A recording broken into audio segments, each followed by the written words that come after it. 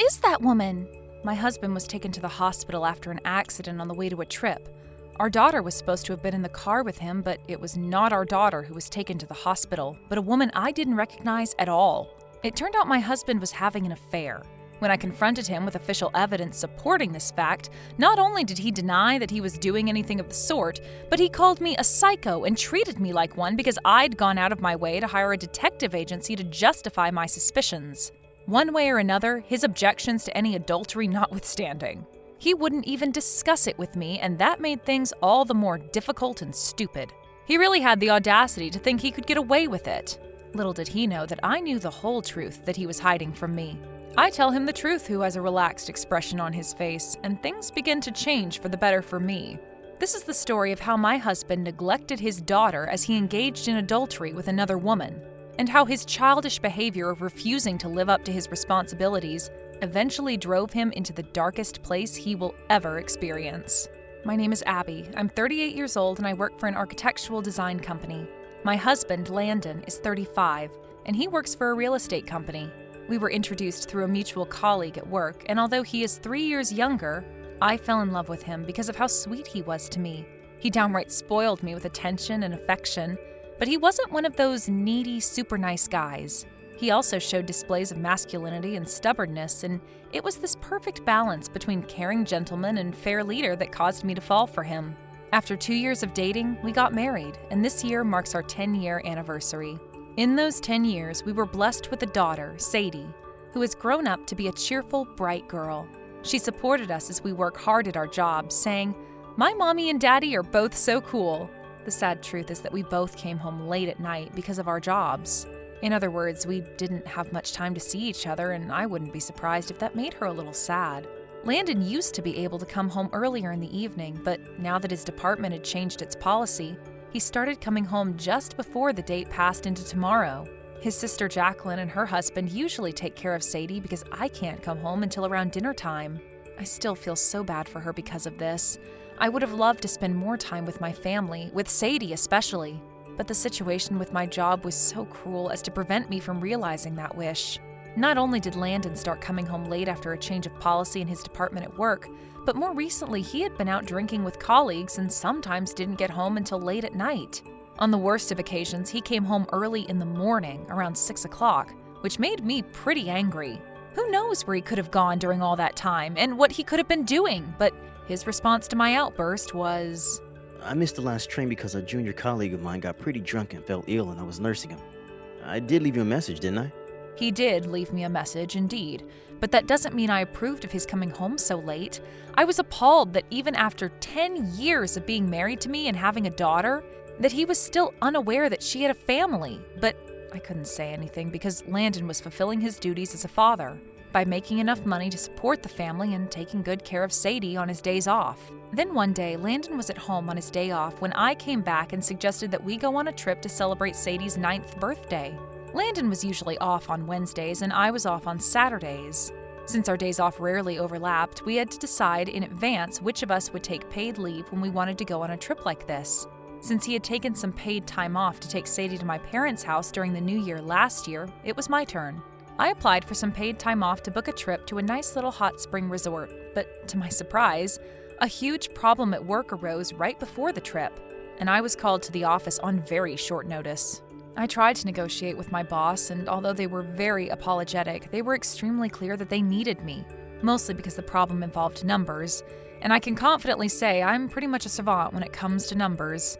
There was nothing I could do to back away from this, so I tragically had to cancel the trip. Sadie was devastated, and I wanted to make it up to her.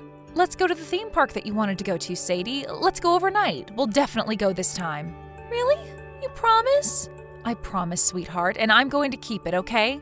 "Okay, Mommy. A pinky promise. Next time, don't break it, okay?" I crossed my fingers with Sadie and promised her that I would give the best trip of her life, and she finally showed me that beautiful smile of hers.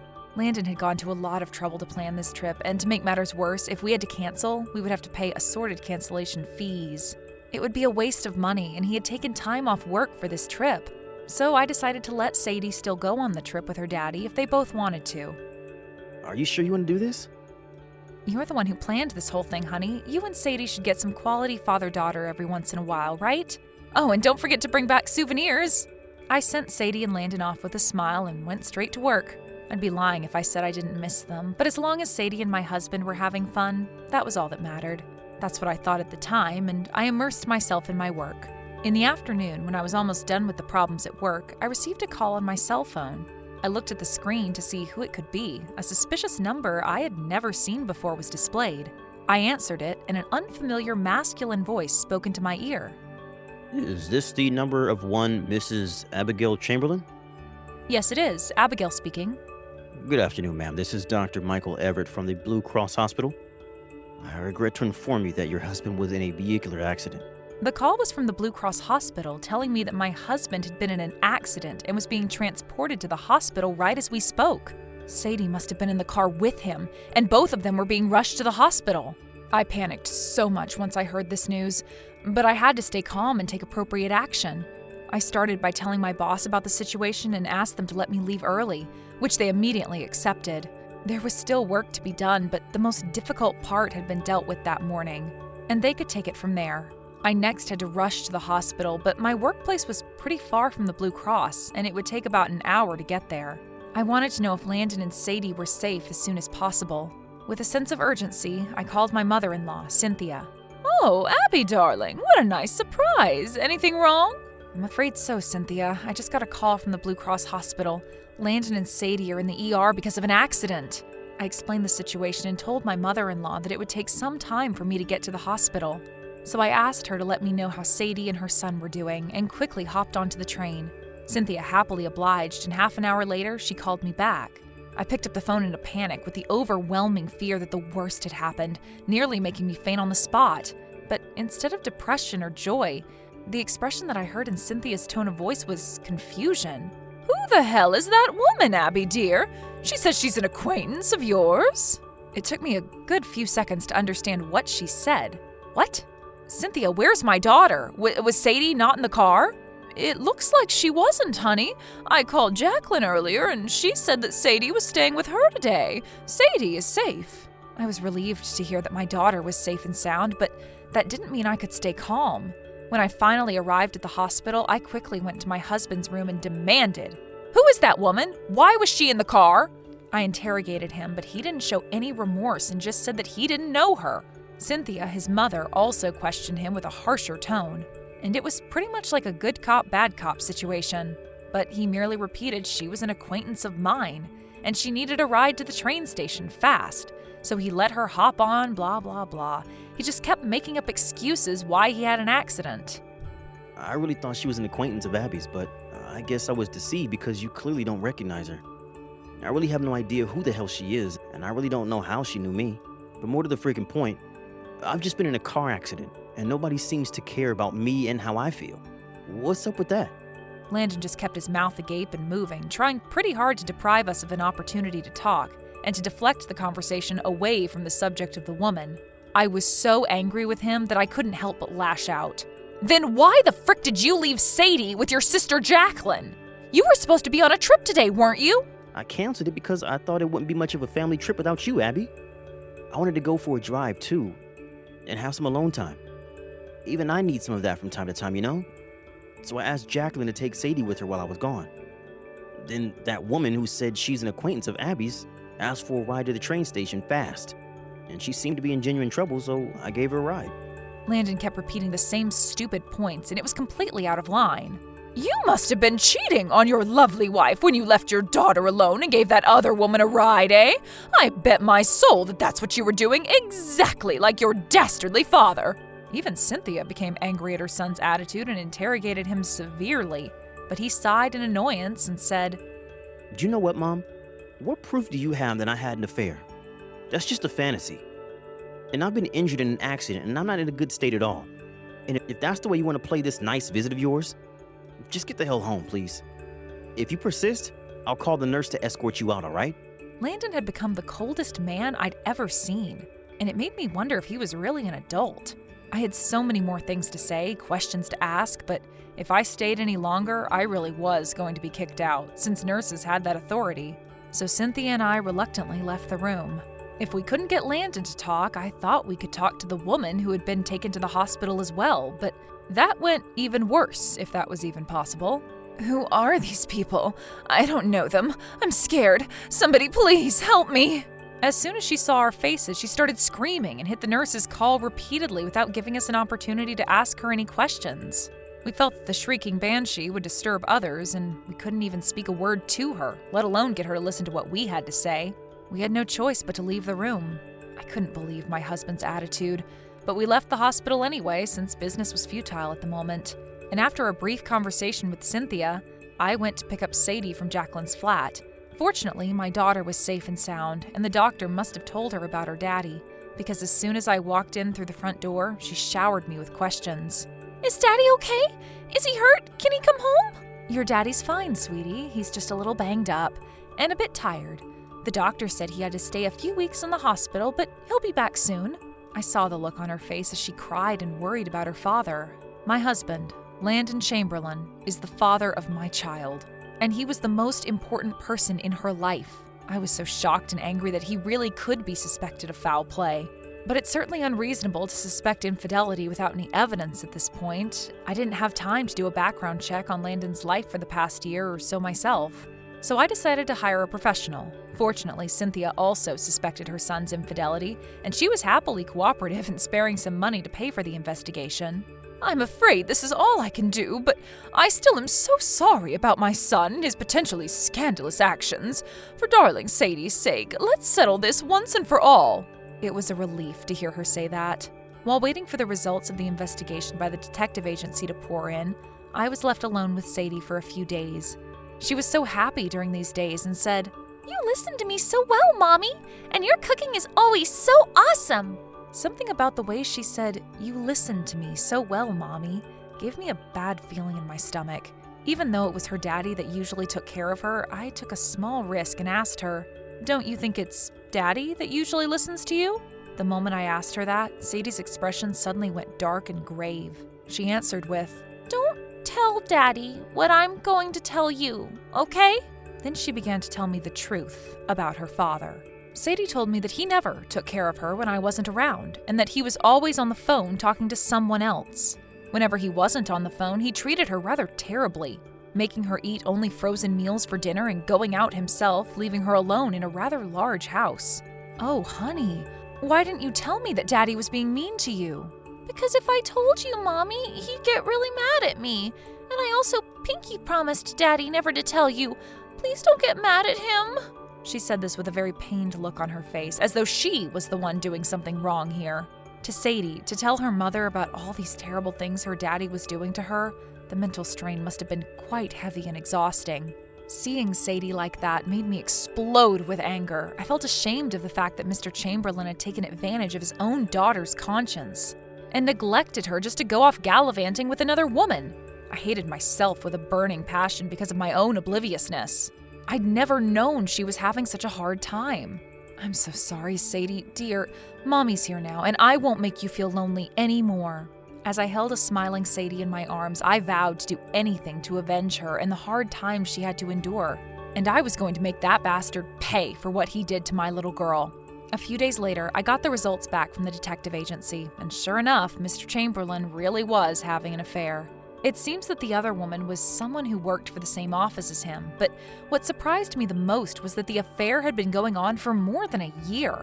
This period of time coincided with the time when his department had changed policy, and he started coming home late. I thought of something that very well could be possible, so I checked with his company and found that his department had not changed policy at all, and that he was still able to come home in the early evening. In other words, the only reason he didn't come home until late at night was because he was meeting with the adulteress during that time. According to Sadie's story, every time I came home late, he left Sadie alone and went out with this other woman on his own. I don't need a husband who puts other women higher on his list of priorities than his daughter. With the evidence in hand, I went to see the bastard in the hospital. I called Cynthia in advance and told her everything, and she came with me. Remember when she had said something like, "Exactly like your dastardly father"? Well, she said that because she had been divorced from her husband when he was 18 years old, after he had had an affair with another woman himself. Cynthia, who knew better than most the sorrow of being cheated on, was so sad and so furious that her son had done the same thing to his own wife that upon going inside the hospital room, she lunged forward and tried to punch her son. I tried my darndest to stop her, but she was screaming in anger. Relieved that the room was completely private and had no other patients inside, I dragged the monstrous Cynthia outside the room and calmed her down. I reminded her that she was in a hospital room and she shouldn't disturb any of the other patients next door and down the hallway. What the hell was even that? Damn. I want a divorce. I have proof of your infidelity. Huh? I told you time and time again, I didn't have an affair. You still doubt me even after all of my assurances? Mr. Chamberlain consistently insisted that he hadn't committed adultery, and although I showed him the very real proof that he was, he adamantly claimed it was all forged. Look, I admit, I did something to make you suspicious, and that's all on me.